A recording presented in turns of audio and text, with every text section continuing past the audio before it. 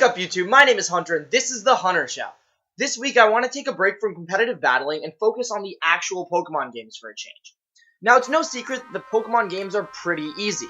I mean, unless you're like me and the first time you play the game you waste all your TMs on your Sceptile, but once you beat an actual Pokemon game, for the most part, the difficulty tends to drop off dramatically and the game is actually not as much of a challenge. In fact, Nintendo has gone on the record and flat out admitted that they make the game easier. They feel that this allows the game to sell more, and this allows younger kids to get into the newer generations as well. Then this raises the question, if you're a Pokemon fan and you really want to keep playing the games, but you also feel like they're too easy for you, how do you enjoy the games? The Nuzlocke Challenge is probably the most famous response to this question, with players imposing their own rules to try to jack up the difficulty of the games. In fact, Juice and I are currently doing our own version of the Nuzlocke Challenge called a Duo Game Lock for the game Alpha Sapphire. Nudge nudge. No, seriously, you guys should check it out. But Nuzlocking isn't the only way. This episode I want to look into the concept of speedrunning. Speedrunning is, well, exactly what it sounds like. You try to beat the game as fast as possible.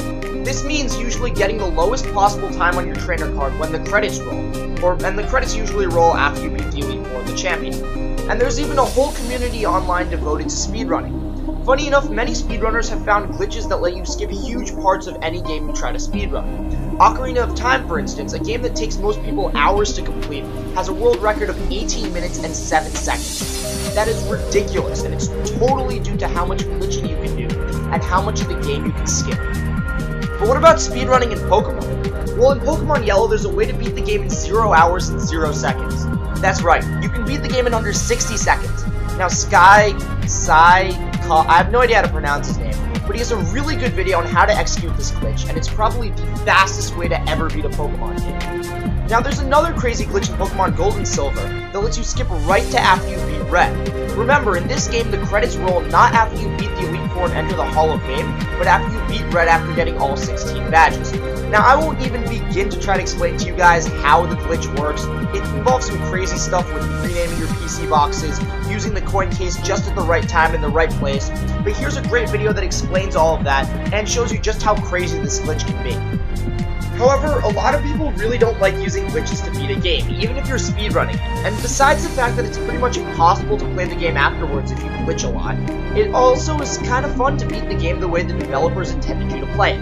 Fair and square, 8 badges, beat the Elite Four, beat the champion, and then enter the Hall of Fame. Now, since I've played Pokemon Emerald the most, and since it's probably one of the most popular games to speedrun, I've put together a quick guide on how to beat Emerald really fast. Now, this isn't an exact guide.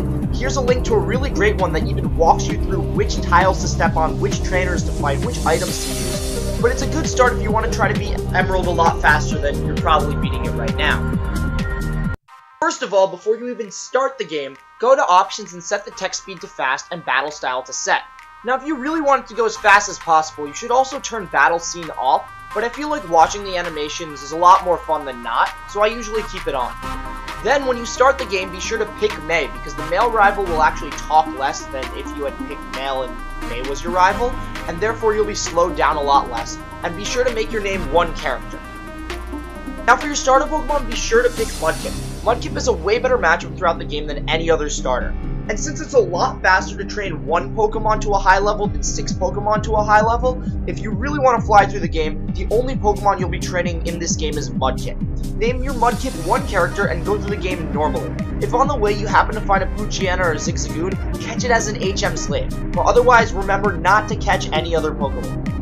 In this game, if you use the move Teleport, it takes you to the last Pokemon Center you visited.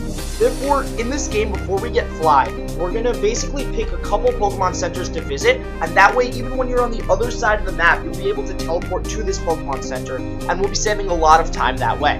When you go to Petalburg City, enter the Pokemon Center and heal. Now, until you get to Mauville City, do not go into any other Pokemon Center. It's vital because we'll be saving time by teleporting back to Petalburg after we beat the first gym leader.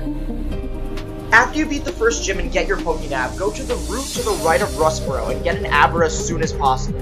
If you didn't get an HM slave earlier, do that too. Don't nickname any of your slaves, I mean, they're not worth the time, they're slaves, and then teleport straight to Petalburg. Once you get to Dewford, we're actually not going to be fighting the second gym leader. Instead, go through the cave blind and get the letter to Steven, and then go to Slateport. Through Slateport, go to Mauville, set your teleport spot in Mauville, and beat the third gym leader. Then go beat the fourth gym leader, teleport back to Mauville, go through the tunnel to Petalburg, and then go back to Dewford and beat Brawly. Then go fight your dad, beat him, teleport back to Mauville, and then head on your way to Fortree City. Teleport point in Fortree City and don't fight the sixth gym leader. Instead, go to Mount Pyre, beat Team Magma and Team Aqua, get the Magma symbol, and try to get a fly slave like a Wingull while you're at it. Reach Lily Cove, then teleport back to Fortree and then beat the gym leader. From this point on, since we now have Fly, we don't have to worry about using Teleport anymore, so feel free to go to any Pokemon Center you feel like. If fly to Lava Ridge, stop Team Magma's plans, fly to Slateport, have Team Aqua get in the submarine, and then fly back to Lily Cove and wreck Team Aqua's base. Beat the 7th gym using both Swampert and Castform, and after this point stop using Castform. Mudkips are way cooler anyway. Play through the game normally, and then after you save the day by bringing Rayquaza to Stutobulus, go back to Sky Pillar and catch it with a Master Ball. Now, just basically for the rest of the game, beat it by only using Rayquaza and spamming Outrage and Extreme Speed. You'll need some X specials on Wallace the Champion, but besides that, congratulations, you've beaten your first speedrun of Pokemon Emerald. Now, while a lot of people like Nuzlocke more, and to be honest, I can relate, they're a lot more straightforward, speedruns are pretty cool challenges that let you replay your old Pokemon games, but this time with a new twist. If you like this video, be sure to like, comment, subscribe. Peace out, and see you guys next week.